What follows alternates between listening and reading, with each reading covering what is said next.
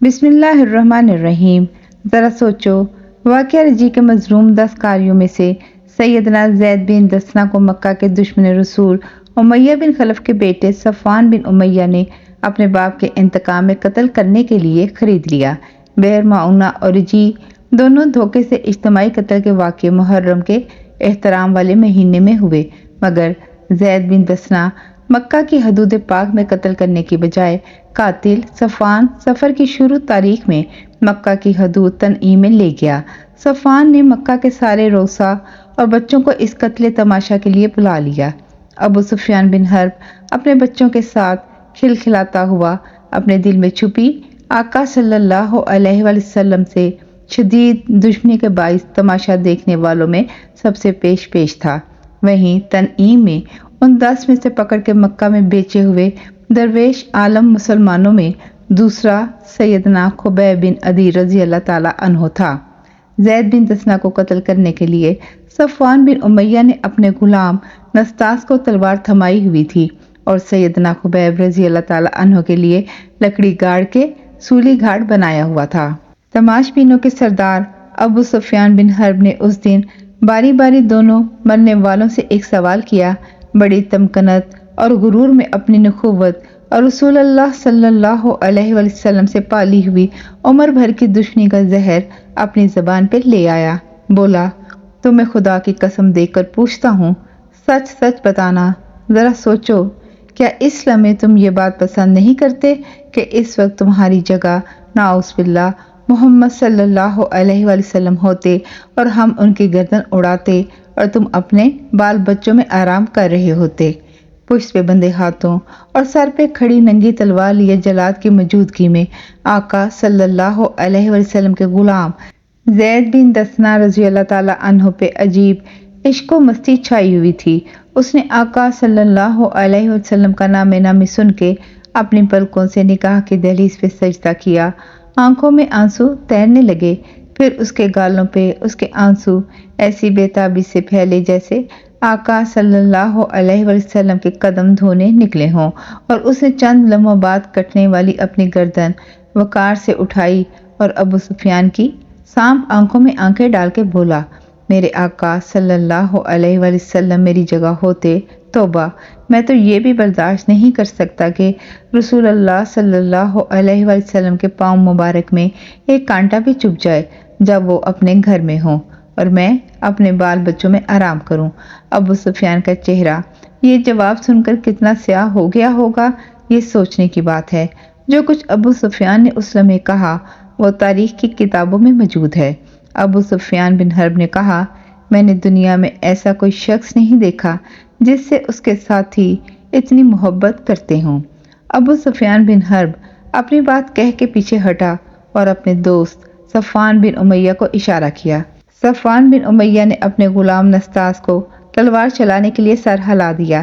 تلوار چلی، آقا صلی اللہ علیہ وآلہ وسلم کے پروانے کا سر ایک ہی وار سے کٹ کے گر گیا۔ کٹے ہوئے سر کے لبوں پہ آخری الفاظ تھے، الصلاۃ والسلام علیک یا رسول اللہ۔ کہتے ہیں 500 کلومیٹر دور آقا صلی اللہ علیہ وآلہ وسلم نے مدینہ میں لوگوں کے درمیان بیٹھے ہوئے تڑپ کے جواب دیا، وعلیکم السلام۔ اسی طرح کا مکالمہ ابو سفیان نے سولی پہ بندے سیدنا خبیب رضی اللہ تعالیٰ عنہ سے مکہ کی حدود تنعیم پہ کیا۔ اسے سیدنا خبیب بن عدی رضی اللہ تعالیٰ عنہ سے زید سے بھی زوردار جواب ملا۔ سیدنا خبیب رضی اللہ تعالیٰ عنہ سے اس کے قاتلوں نے مرنے سے پہلے کوئی آرزو پوچھی۔ سیدنا خبیب رضی اللہ تعالیٰ عنہ نے کہا، 2 رکعت نماز شکر ادھر پڑھ لینے دو۔ ابو سفیان بن حرب اور سارے تماشائی حیران، سولی پہ بندھا، چند لمحوں بعد جس کے پیروں سے زمین کھینچ لی جائے گی، جس کی گردن لٹکتی رہ جائے گی، وہ کس بات کا شکر ادا کرنا چاہتا ہے؟ چونکہ پوچھا تھا، اجازت مل گئی۔ سیدنا خبیب رضی اللہ تعالیٰ عنہ نے زندگی تھوڑی مانگی تھی، وہ تو شہادت ملنے پہ شکرانہ تھا۔ نماز اتنی تیزی سے پڑھی کہ زندگی بھی حیران ہو گئی ہوگی کہ کتنی بے تکیر ہوں۔ اصل جاودانی اور قائم رہنے والی زندگی تو وہ ہے جدھر خبیب جا رہا ہے۔ جلدی سے سلام پھیرا اور پھانسی کا پھندا خود اپنے گلے میں ڈال کے بولے، چلو۔ پھر آسمان کی طرف سر اٹھایا اور کہا، اے اللہ، ان لوگوں کو اچھی طرح یاد کر لے، انہیں چھوڑنا نہ۔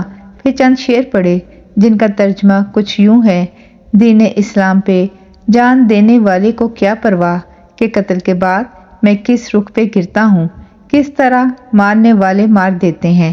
قاتل حارث کا بیٹا بدر میں مرے اپنے باپ کا بدلہ لے رہا تھا۔ سیدنا خبیب رضی اللہ تعالیٰ عنہ کو سولی پہ باندھ کے پھر قاتل نے ہجوم میں کھڑے ہر بچے بڑے کو کہا کہ آؤ، اس سے پہلے کہ اس کی گردن کا پھندا کھینچوں تم سب اس کے جسم میں اپنی تلواروں اور چاقوؤں سے زخم لگاؤ، بدلہ لو بدر کا، کیا بچے کیا بڑے۔ قریش کے بدبخت بدفطرت لوگ اپنے اپنے چاقو، چھریاں اور تلواریں لے کر ایک سولی پہ بندھے ہوئے آقا صلی اللہ علیہ وسلم کے غلام کے جسم پہ اپنی اپنی قوت اور ظرف کے مطابق زخم لگانے لگے۔ بدن خون سے بھر گیا، روح آنکھوں میں ستاروں کی طرح چمکی اور ہمیشہ کے لیے خاموش ہونے والے لب آخری بار زور سے بولے: الصلاۃ والسلام علیک یا رسول اللہ۔ گردن کا پھندا کھینچ دیا گیا۔ 500 کلومیٹر دور بیٹھے آقا صلی اللہ علیہ وسلم پہ تڑپے اور آواز بلند فرمایا: وعلیکم السلام یا خبیب۔ 40 دن تک ان ظالموں نے سیدنا خبیب رضی اللہ تعالیٰ عنہ کا جسد خاکی اسی سولی پہ لٹکنے دیا، پہرا بٹھائے رکھا کہ کوئی اتار نہ لے۔ آقا صلی اللہ علیہ وسلم نے مدینے سے اپنے حواری زبیر بن عوام رضی اللہ تعالیٰ عنہ اور سیدنا مقداد بن اسود رضی اللہ تعالیٰ عنہ کو بھیجا کہ جاؤ مصلوب بے گناہ کو اتار کے احترام سے لاؤ۔ وہ گئے، پہرے دار رات کے بے خبر سو رہے تھے۔ مصلوب بے گناہ سیدنا خبیب رضی اللہ تعالیٰ عنہ کو سولی سے اتار کے گھوڑے پہ رکھا، دیکھا یہ کیا ماجرا ہے۔ 40 دن کی گرمی، دھوپ، ریت، کٹا ہوا زخم جسم اور جسم سر سے پاؤں تک تازہ، ایسا مہکتا پھول جیسے ابھی تک ڈال پہ لگا ہو۔ زخم رس رہے تھے، خون مہک رہا تھا۔ راستے میں ایک جگہ جس سے شہد زمین پہ رکھا، زمین احترام سے شک ہوئی اور ایسے لگا جیسے ماں کے 2 ہاتھ کھلے ہوں۔ زمین کی گود نے شہید حق کو احترام اور محبت سے اپنی گود میں لیا۔ اسی لمحے سیدنا خبیب رضی اللہ تعالیٰ عنہ کے لیے یہ لقب مشہور ہو گیا، بلیع الارض۔ یوں ہی تو نہیں، اتفاقاً ہزاروں سال پہلے جب اللہ نے سیدنا ابراہیم علیہ السلام اور سیدنا اسماعیل علیہ السلام سے مکہ میں اپنا گھر بنوایا تو اسی لمحے جبرائیل علیہ السلام نے آ کے سیدنا ابراہیم علیہ السلام کو مکہ کے احترام کی حدود کا تعین بھی کرا دیا۔ اسی میں ایک حد یہی جگہ تنعیم بھی تھی۔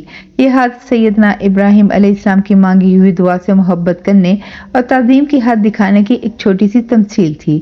اللہ کے سامنے سارے زمانے ایک ساتھ پڑے ہوتے ہیں، ماضی، حال اور مستقبل۔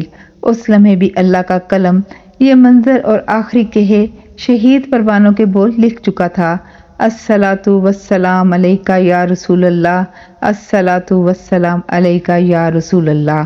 جاری ہے۔ جزاک اللہ خیر۔